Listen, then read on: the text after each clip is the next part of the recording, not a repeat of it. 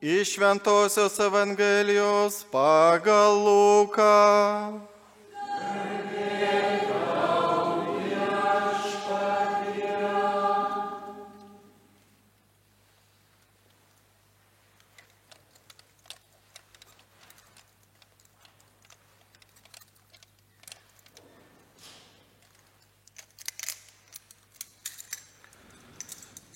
Ta pačia diena du mokiniai keliavo į kaimą už 60 stadijų nuo Jeruzalės, vadinamą Emausu. Jie kalbėjosi apie visus tos įvykius. Jiems taip besikalbant ir besiginčiant, prisiartino pats Jėzus ir ėjo kartu. Jo akis buvo lyg migla aptrauktos ir jie jo nepažino. O Jėzus paklausė, apie ką kalbate ir ginčiatės, eidami keliu. Tie nuliūdę sustojo. Vienas iš jų vardu Kleopas atsakė Jėzui, nejaugi tu būsi vienintelis žmogus, buvęs Jeruzalėje, kuris nežino, kas joje šiomis dienomis atsitiko. Jėzus ramiai paklausė, o kasgi? Jie tarė jam, su Jėzumi iš Nazareto, kuris buvo pranašas, galingas darbais ir žodžiais Dievo ir visos tautos akise. Aukštieji kunigai ir mūsų vadovai pareikalavo jam mirties bausmės ir atidavė jį nukryžiuoti. O mes tikėjomės, kad jis atpirksiąs Izraelį. Dabar po viso to jau 3 dieną, kaip tai atsitiko. Be to, kai kurios mūsiškės moteris mums uždavė naujų rūpesčių. Anksti rytą jos buvo nuėjusios pažiūrėti kapo ir nerado jo kūno. Jos sugrįžo ir papasakojo regėjusius apsireiškusius angelus, kurie sakė Jėzų esant gyvą. Kai kurie iš mūsiškių buvo nuėję pas kapą ir rado viską, kaip moteris sakė, bet jo paties nematė. Jėzus jiems tarė, o jūs neišmanėliai, kokios neraugios jūsų širdis tikėti tuo, ką yra skelbę pranašai.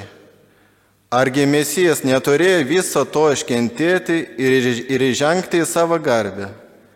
Ir pradėjęs nuo Mozės, primindamas visus pranašus, jis aiškino jiems, kas visose raštuose apie jį pasakyta. Jie prisiartino prie kaimo, į kurį mokiniai keliavo, o Jėzus dėjusi einas toliau. Bet jie privertė jį pasilikti, prašydami, pasilik su mumis, jau vakaras arti, diena jau besibaigianti. Tuomet jis užsuko pas juos. Vakarieniaudamas su jais prie stalo, paėmė duonos, sukalbėjo laiminimo maldą, laužė ir davė jiems valgyti. Tada jų akis atsiverė ir jie pažino Jėzų, bet jis pranyko jiems iš akių. O jie kalbėjo, argi mūsų širdis nebuvo užsidegusios, kai jis kelyje kalbėjo ir atvėrė rašto prasmę. Jie toj pat pakilo nuo stalo ir sugrįžo į Jeruzalę. Ten jie rado susirinkusius 11 su savo draugais, kurie sakė, tai tiesa, Viešpats prisikėlė ir pasirodė Simonui. O jie papasakojo, kas jiems atsitiko kelyje ir kaip jie pažino Jėzų, kai jis laužė duoną. Tai Viešpaties žodis.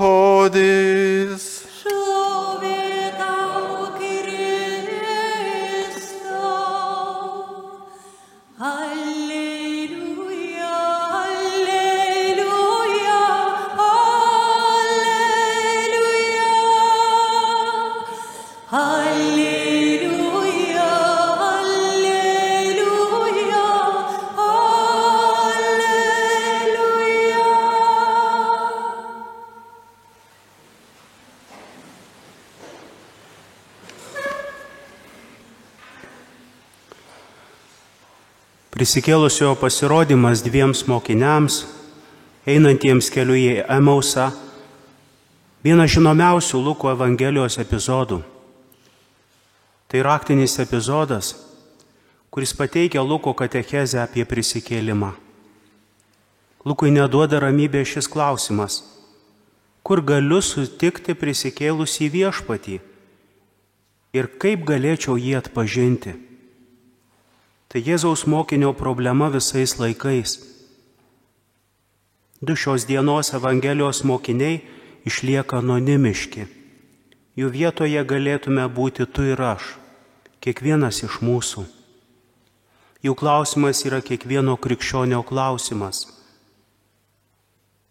Visas pasakojimas sukurtas kaip kelionė pirmyn ir atgal. Ši kelionė pavirsta vidinę, dvasinę kelionę. Nuo vilties netekimo iki jos atsiradimo. Nuo liūdesio iki džiaugsmo. Nuo kryžiaus kaip papiktinimo, kuris kliudo tikėti, iki kryžiaus kaip motyvo tikėti. Nors prisikėlusysis ir eina šalia tavęs kaip kelionės bičiulis, esminė sąlyga, be kurios neįmanoma jo atpažinti, yra suvokimas, kad kryžius buvo būtinas. O tai savo ruožtu reikalauja rašto supratimo. Nukryžiavimas nesustabdė keliaujančio Jėzaus, nenutraukė jo kelio. Štai ir šiame Dievo gailestingumo paveiksle, kuris prieš mūsų akis, mes matome einantį Jėzų, regime jo pervertas kojas. Beje, šiemet kaip tik minime šio paveikslo nutapymo 90 metų sukaktį. Apibendrindamas, koks turėtų būti gailestingo Jėzaus paveikslas, kunigas Mykolas Sopočka rašė: pasak sesers Faustinos, Jėzus turi atrodyti tarsi eitų, kaip tuo met, kai žmogus sustoja pasisveikinti. Akys turi būti šiek tiek nuleistos, o žvilgsnis gailestingas, tarsi nuo kryžiaus.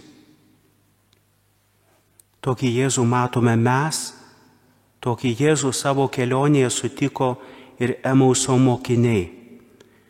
Bet jų akys buvo lyg migla aptrauktos ir jie jo nepažino.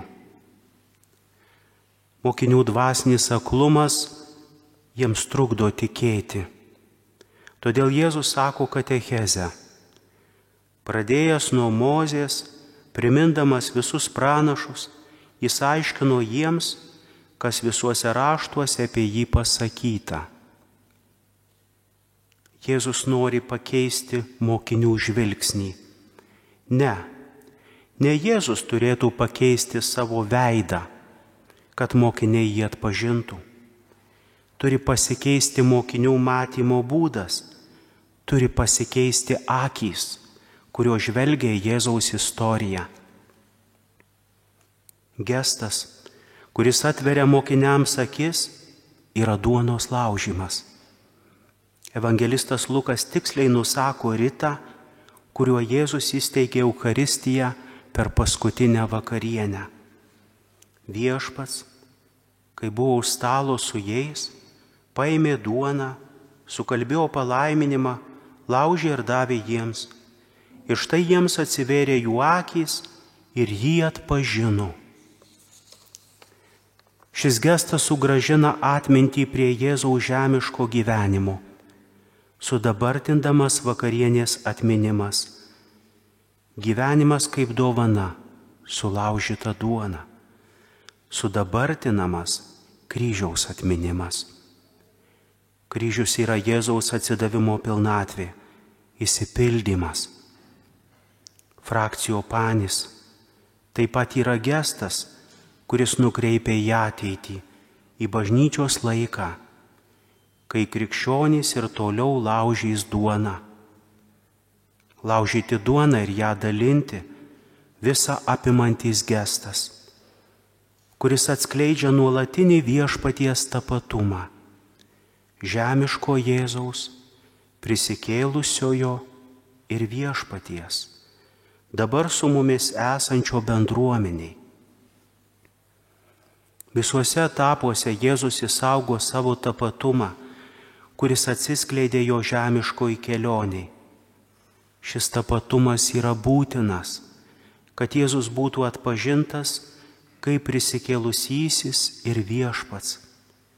Tai atskaitos taškas. Ir mokiniui, kuris tai suprato, daugiau nebereikia matyti. Jis išnyko jiems iš akių. Kartą viešpatį atpažinus, jis nesileidžia užvaldomas, nesileidžia pasisavinamas. Mokiniai dabar jau žino, kaip atpažinti viešpaties buvimą ir kur įmanoma jį sutikti. Jie išmoko esminę pamoką, kuri aktuali ir mums. Prisikėlęs Kristus ir toliau kasdien, kas akimirką keliauja su mumis. Jis yra bendruomenėje, naujai, akivaizdžiai, per tikėjimą, kuris gimsta klausant jo žodžio ir laužant duoną. Sklidini džiaugsmo du bėgliai sugrįžo į Jeruzalę, į motininę bendruomenę, nuo kurios buvo nutolę vedami nusivylimu. Dabar jie priešingai nori perduoti žinią, pasidalinti asmeninę prisikėlusio viešpaties patirtimi, nes jų širdys jau buvo užsidegusios. Jų tikėjimo liudijimą kaip aidas atsiliepia visa bendruomenė, kuri kartoja: iš tikrųjų viešpats prisikėlė ir pasirodė Simonui. O mūsų tikinčių bendruomenė, ar yra kitiems prisikėlusio Kristaus ženklas? Ar Dievo žodis yra mano kaip krikščionio tikėjimo ir meilės šaltinis ir maistas? Ar Eucharistija yra viso mano krikščioniško gyvenimo pagrindas ir viršūnė? Tik tada, kai skaitydami šventąjį raštą ir bendruomeniškai švęsdami Eucharistiją, išgyvensime susitikimą su viešpačiu, iš tiesų pažinsime, pamilsime Jėzų Kristų. Ir tuomet broliams ir seserims, kurie ieško tikrosios tiesos, pajėgsime liudyti jo dieviškojo asmens ir gelbėtojo grožį. Amen.